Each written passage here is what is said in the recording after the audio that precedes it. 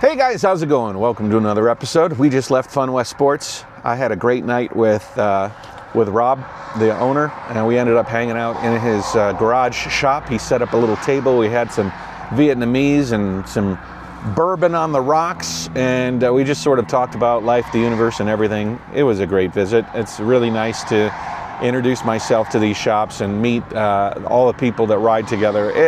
This trip is shaping out to be quite nice.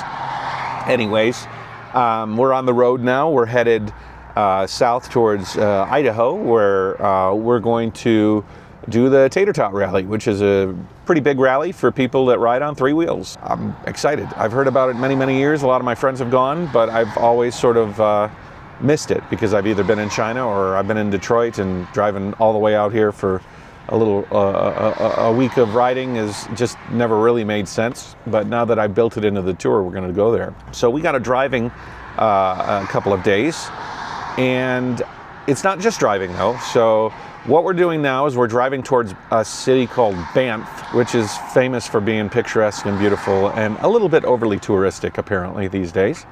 There's a trail there that, again, is beautiful and nice, but also very touristic, and it's called the Legacy Trail. And it starts in Canmore, it goes all the way to Banff.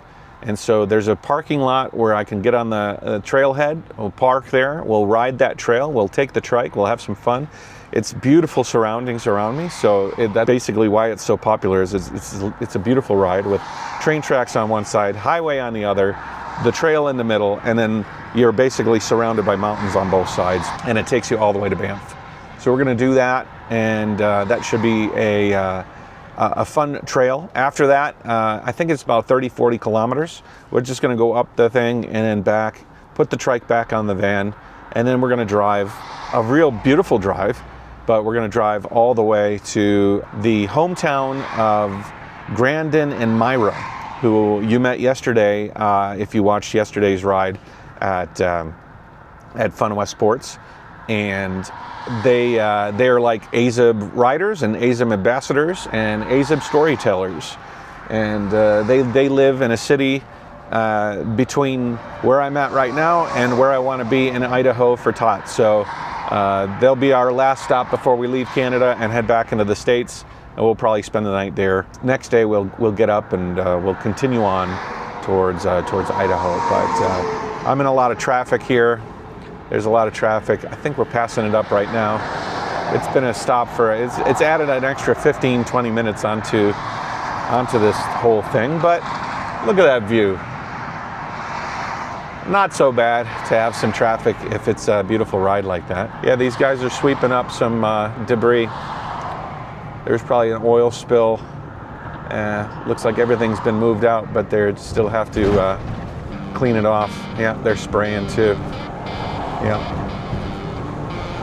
All right. Now we're back. We're back to riding.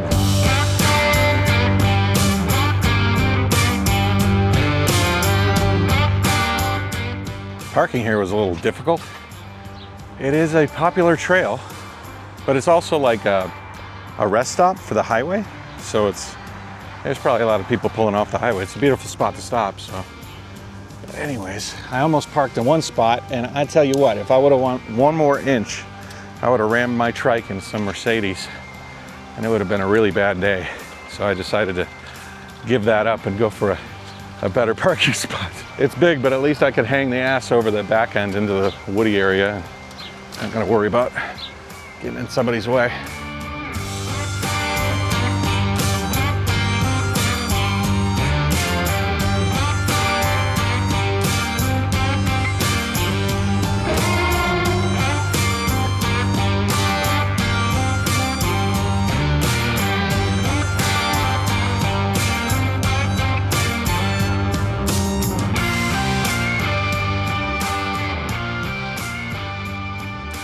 All right, guys, I think this is the first time I've rode on my own in quite some time. Not with a group, not with anybody, just dropping the trike down, riding on my own. I think the last time was I rode around Stony Creek in Michigan, just riding around Stony Creek. That was a long time ago. Cool, what a beautiful view.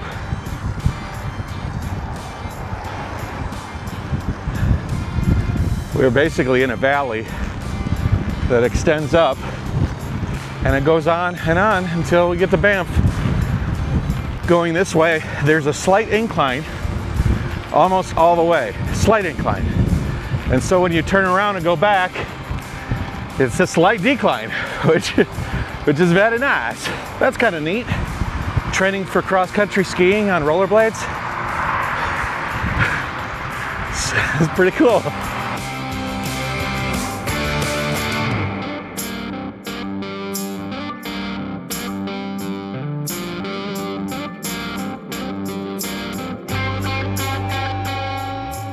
This is a nice little downhill. Feels really good, but I don't think we get too many of these on the way up to Banff. But this is giving me a preview of the majority of the ride when I turn around and head back to the van, which is very nice. There's a kid behind me on a bicycle, and he has an EF backpack on. EF stands for English First. It's like an educational program, and typically in China I see them all over the place, and they teach English to, you know, people who want to learn it. I was like, you study English first? And I couldn't quite hear what he said, but he was like, I think he said, no, that's my brother's backpack. All right, this is the first sort of traffic jam I've seen. Thank you very much.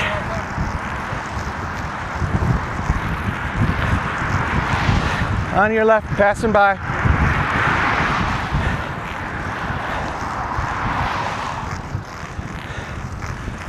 The leader.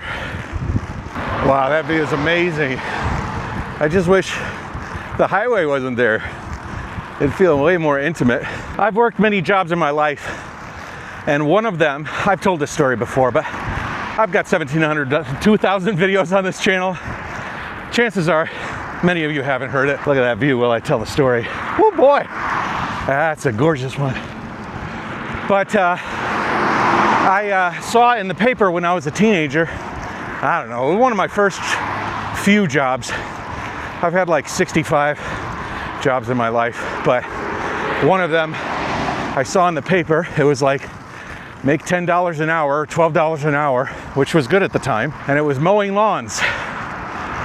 B&L, I think was the name of the company, B&L Landscaping. So I drove out there, so I must have been over 16, that's for sure. So I drove out there and met with the owner. It was a pretty sort of rough organization. They're doing rough stuff. They were mowing the lawns on the side of the highways. So in Michigan, the highways have huge embankments, sort of like those over there on the other side, like on a pretty steep angle. And his company was tasked with mowing that grass. And the pay was good. And I was like, that could be good. It was about, I don't know, 92 degrees the day I worked. And when I say the day I worked, it's because I only worked there one day. I got on that lawnmower, and that thing was slipping and sliding on this angle like this.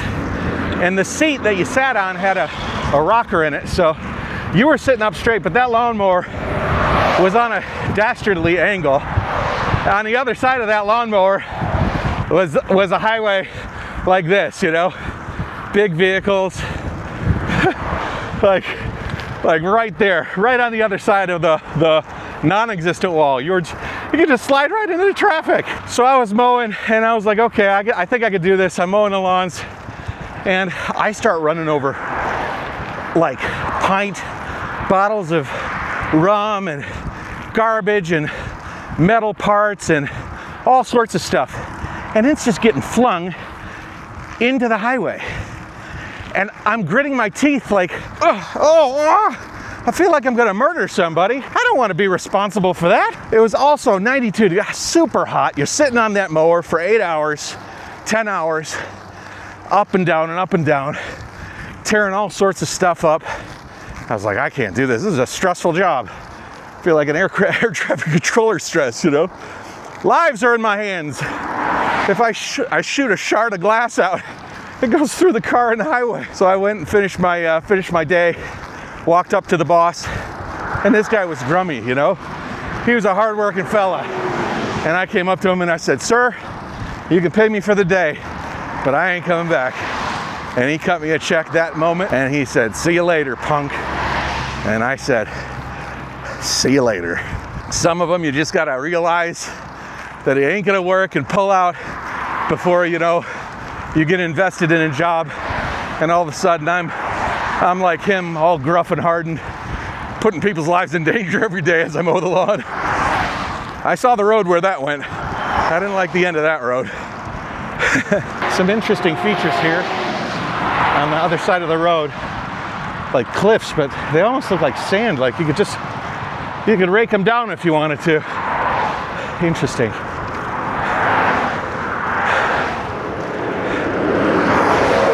Right now my trike has an advantage because I'm riding against the wind, and I was riding up against the wind with a guy on a road bike. His name was Neil, older fella, nice guy. He was asking me about the drone. You saw Neil in the previous drone shot, I think, but he's like, you're lucky because you're way down on the ground. He's like, I'm like a sail. And it was understandable. I'm passing up these cyclists who normally I probably get passed up by. Like, I'm going a little bit uphill, the wind is against my face, and it's pretty steady. I'll tell you what, when I turn around, that liability is going to become an asset, and I'm pretty much going to be able to softly touch the pedals basically the whole way back to the van, which is cool. I'm glad I did this. It was a good offshoot to the tour. I think we're about a quarter of the way through, halfway to the turning point, 25 kilometers, but we've done like 14 so far, so more than a quarter of the way through. That's good. And if it's downhill all the way back, the second half is more like, you know what I mean? How do you quantify that? If the second half is coasting, then is it really like, do you really count that as like, oh, I'm halfway through? I'm probably more like a third of the way through or 3/5 of the way through, because, you know, as soon as I get to the turnaround, it'll be smooth sailing. I do see mountains like that, and I just want to climb it, you know? I want to be on top of that thing looking down. I bet it's so quiet. It's very windy, you know, you'll hear the wind whistling. It's frigidly cold, but you are the hero of your own adventure, you know, standing up on top of a craggy mountain like that. Hello. I don't know if you could see them, but there's a couple back there riding bicycles. They pulled off on the side of the road, and I'm like, wonder what, they're just taking a break. Looked like the guy was maybe having a smoke or something. But he bends over, goes to the ground, bends down, picks up, I think it was a 20 Canadian dollars. And it was just in the grass. I was like, cool, man. He had a big grin on his face. I used to find all sorts of things as I was riding around the world. Sometimes I'd find money. One time I was driving through China, and I found like 1 yuan, like 1/7 of a dollar, basically, US dollar. And so I was like, oh, this is neat. You know, couldn't buy me anything basically, but it was something. Then I saw another. I picked it up, picked it up. I had like 20, 30 yen, which combined, you could buy a couple of things with that. And I'm like so excited. And then I told Annie about it, and she's like, put them down, it's bad luck. I said, it's bad luck to take money? She said, that's not real money. And I looked closer at it. It was a pretty good forgery for a funeral paper, basically. They burn money, they burn images of cars and clothes and stuff, and in that culture, that's like, they'll send it up to your ancestors, you know? And so it was all fake money, which was funny. I was so excited that I had a handful of fake money. But what if one of them was real? Anyways, yeah, I found real money. I think I found about 50, 60 bucks on the road once. I also found in Japan lots and lots of pornography.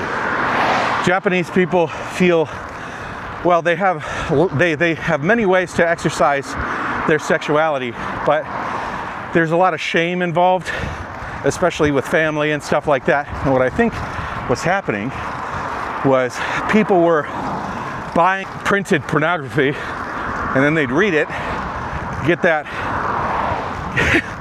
their freak on with themselves, and then they didn't want to drive home with it, so they toss it out the window for me to discover. It was funny. Hello. Hey. How you doing? Uh-oh. We have an entryway. Attention. Electric mat. Electrified mat. Why is there an electric mat here? Is that some sort of a... Why would there be an electric mat there? Wow, look at how clear it is there. Like crystal clear water. Let's take a look. Let me see if I can find an even place I can pull off.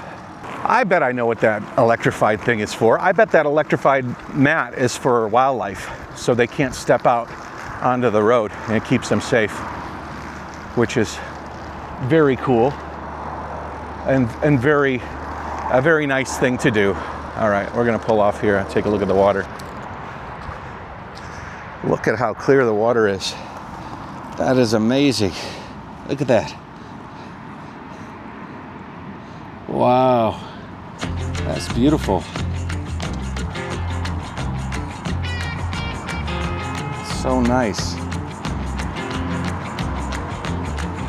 Slow down, mama, why you talk so mean?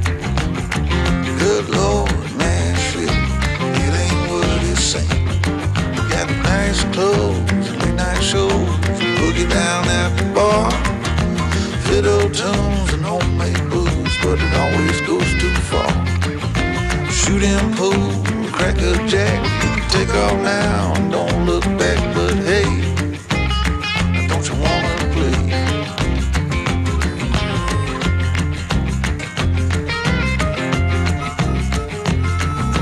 Hold on, sugar, why you look so sad? I think I went down a side trail. I'm actually should be on the other side of the highway. But what a pleasant mistake this was to come to this section here, because the view is amazing. Worth the price of admission. I have about 8 kilometers more, but all right, I had to wind my way around the other side. Now the view behind me is stellar, but if you look, like a lot of forest fire remnants here. This side too. I mean, if you're curious about why it's so flammable, let me see if I can find a tree here that has some parts of it that are ready to go. Yeah, I mean, look at that tree. Get fire at the right spot. The whole forest is going up. Well, at least the dry parts. All right, we're in Banff, and it's windy. Hey, don't you wanna play? Say hey. Oh man, the wind blowing against me is very nice, because I know that wind is going to be at my back on the way down. I don't know how far we're going to go, to be honest. Maybe we just hit a cool coffee shop and figure it out. We're on Cougar Street. Which cougars are there? There's probably both types of cougars on Cougar Street, to be honest, and both equally dangerous. Gotta watch out for those cougars. They're very experienced killers. All right, so this is, what road is this? This is Vermilion Lakes Drive. And I'm told that it's like it's a road, but they sort of shut it down to traffic so that people can walk and ride on it, which is pretty cool. It goes on quite a distance. We're just gonna ride up a little bit longer, 5 more minutes, then we'll turn around and head back. But I'm glad I completed the planned route. I planned to go this far and see this road, and then I plan to turn around and go back. The wind is still punching me in the face, which is cool, and I'm still pushing it slightly, which means I'm on a slight incline, and that's very cool, because when we turn around and go back, all bets are off. I'll stop in Banff and pick up a coffee, and sit at a cafe for a second and then head back. Look at that view. That's beautiful. I bet that is a beautiful peak to stand on top of. All right, well, we've hit the halfway point and we have gone 25.29 kilometers. I think we'll actually do less on the way back because I'm not gonna go by that lake, but yeah, quite beautiful.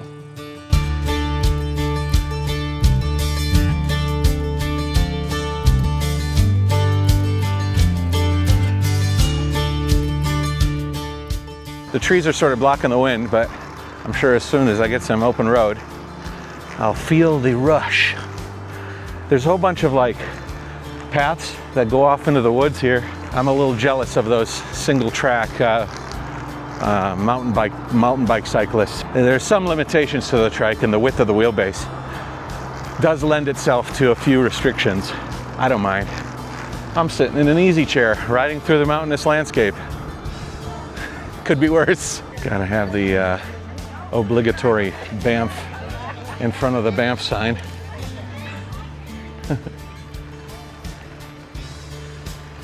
I could probably take it from reverse and flip it and get a really nice shot with no people. That would be funny. Take a picture behind the Banff sign and then just flip it. Yeah, I was warned that Banff was going to be populated with tourists. They say that the people of Banff leave Banff during this period of time because it's so crazy. I can understand that. Probably like New York during autumn when the leaves change. All the tourists come to take pictures of that, and all the New Yorkers get the hell out of Dodge because they'd rather be anywhere but there during that time. So the weather is going to like really decline over the next couple of days. This was my best and only chance to ride to Banff, so I'm excited about that. This place looks like a college town to me, to be honest. There's a lot of like young kids. There's a lot of Chinese. I hear a lot of Chinese being spoken around. That'd be kind of cool. There's a high school over there. That'd be a kind of neat place to grow up if you like people. You gotta like people. All right, that's enough of that. Finish the coffee. Good Earth coffee. Pretty good. But now it's time to get back on the road. And then get back on the road after we get back on the road, because we got some driving ahead of us. I have a feeling this is gonna be a fun ride back. A little bit quick, comfortable. So what I'm gonna do is I'm gonna shift into my big chain ring, which I don't normally do because a small chain ring gets me up those steep hills. But the bigger chain ring gives me that speed when I know it's gonna be downhill for a while. So let's do that. I'll show you how I do it. I use my hand, it's hand operated, which is kind of funny. There we go. Yeah, Banff looked like a cool town. Busy, touristy, of course. Beautiful views, but kind of a fun place. Take the family, hang out, you know, or go by yourself. And I gotta imagine during the winter months, there's probably a bunch of like skiing and things like that are available. But the summer has its bonuses too. Speaking of summer, it's my birthday in a couple of days. June 21st, longest day of the year, first day of summer. A young Matthew's dream day because he can play all day long. And then it's a teenage Matthew's worst nightmare because the nights are really short and there's no partying. And then a 40-year and plus Matthew's, that's okay. To be honest, 40 plus, it doesn't matter what the hell's going on. Time loses its meaning after 40. You're just enjoying the time you have. How you doing? All right. We are gonna just book it back to the van, I think.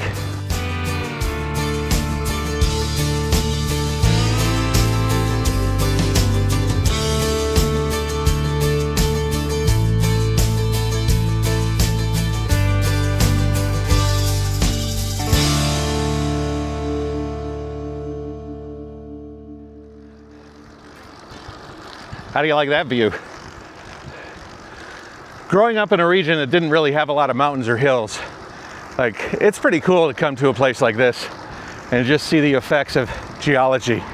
I mean, think about what sort of geologic timescale and geologic power it took to lift that rock up that high and then keep it there. I mean, holy cow. I mean, and you can see even in the rock, it's sort of like smushed and moved as if it's some sort of a jelly or even like some sort of a dough.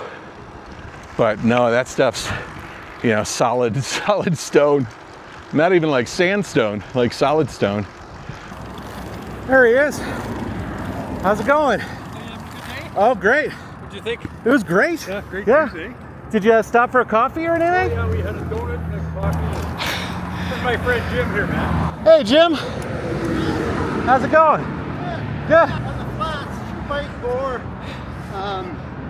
efficient, and you guys seem to really get cruising. Yeah.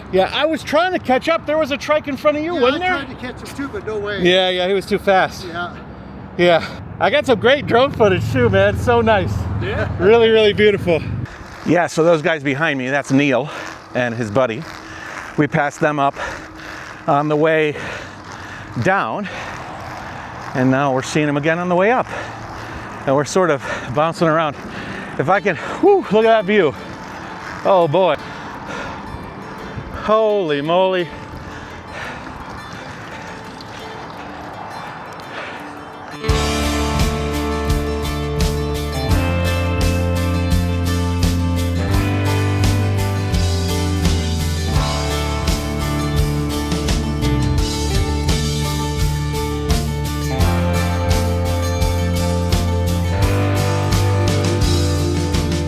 I told myself I wasn't going to fly the drone again, but I just couldn't help it.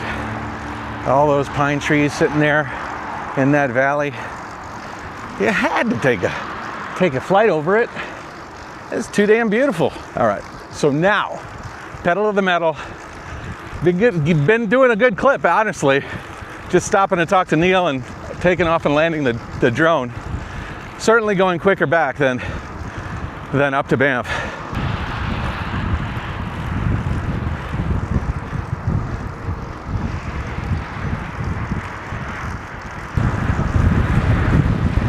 Hello.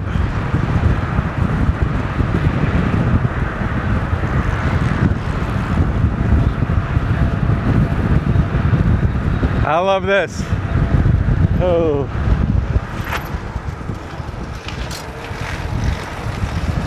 Thank you.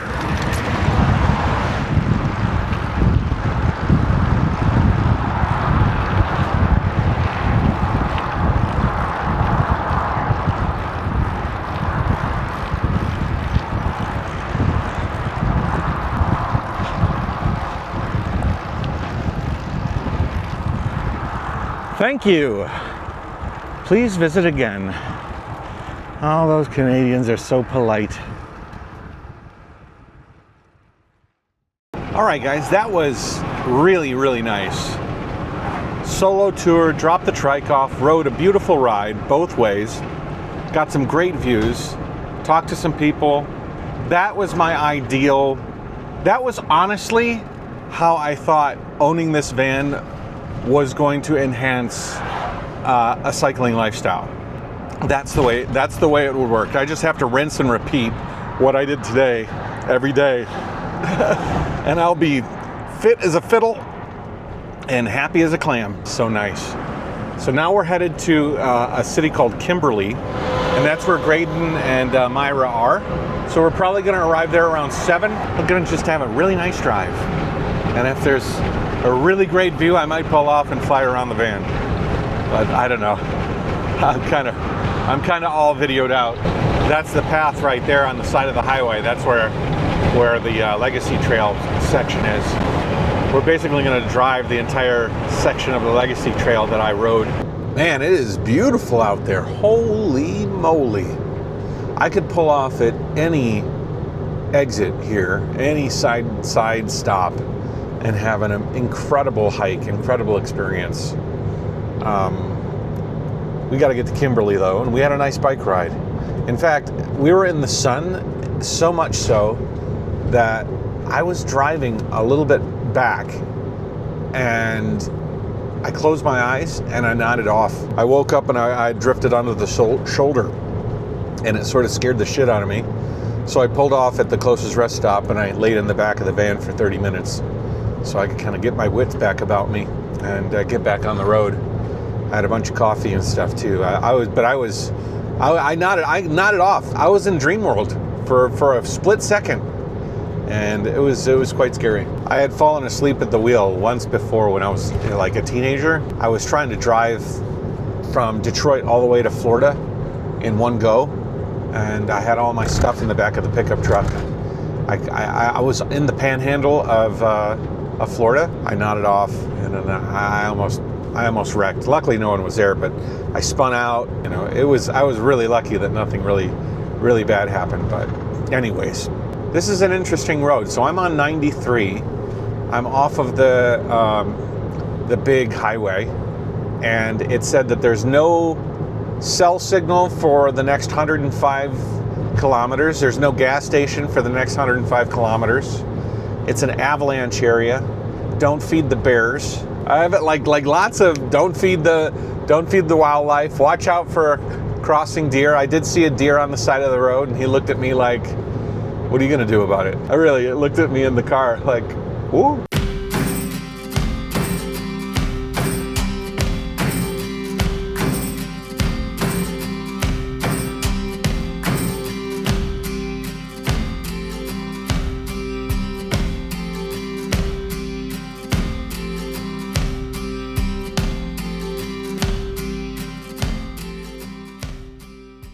Apparently, Kimberly only has one street light, and that's it. Only one street light in Kimberly. Small town, Canada. I don't know how much this will be like a vlog visit. I'll bring the camera with me, but they invited me to crash at his house, or in front of his house, or meet him, and there was no real talk of like making a video or anything, but you'll find out in a few minutes. I saw a deer here just chilling out on the side of the road. I don't know if it got hit by a car or it's just enjoying the view, but there he is. Hi. Hey guys, thanks for watching the episode. If you're interested in following along on the Van and Trike Tour, check out my Map My Travels map in the description below. It shows the path I'm taking, and it'll be updated with dates as I progress along the route. The map was built on an app designed by my friend Tice, and it's something that I've been using since I started cycling around Asia almost a decade ago. Upload routes, customize your points, and even attach videos and images to each point. It's a fun way to share your journey, and it's available now if you're interested. Tice is offering a 50% discount on a coupon code that you can get by capturing the QR code on the screen or just by clicking in the links below. It's a great way to share your tour and help out a fellow cycle traveler. Thanks again, and catch you in the next episode.